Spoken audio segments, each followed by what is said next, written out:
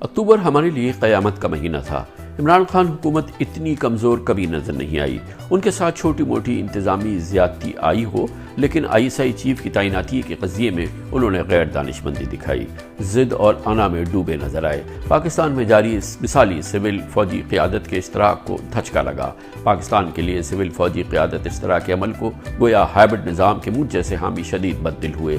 بہرحال اللہ تعالیٰ کا کرم، حالات قابو میں بلکہ معمول پر آ رہے ہیں۔ جنرل ندیم انجم 20 نومبر کو ISI چیف کا عہدہ سنبھال لیں گے۔ جنرل فیض اور کئی دوسرے جنرل آفیسرز اپنی نئی کمانڈ بھی سنبھال لیں گے۔ جنرل قمر باجوہ فوجی قیادت قومی شکریہ اور تحسین کے مستحق ہے۔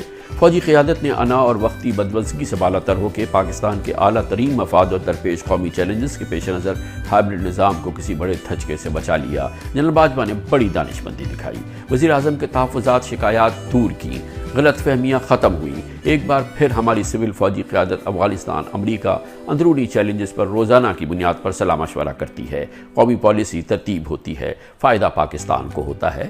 کل حکومت اور TLP کے درمیان معاہدہ ہو گیا۔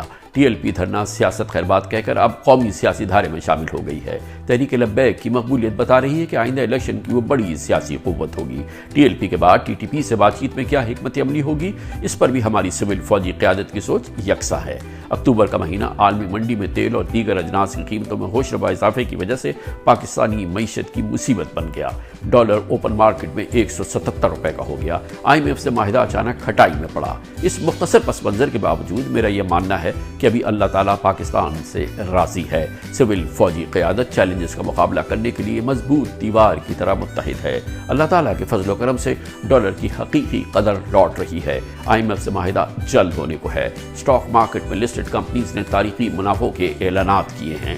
ہماری کرکٹ ٹیم دبئی میں بھارت کو ناقابل فراموش شکست دے کر کامیابی کے نئے جھنڈے گاڑ رہی ہے۔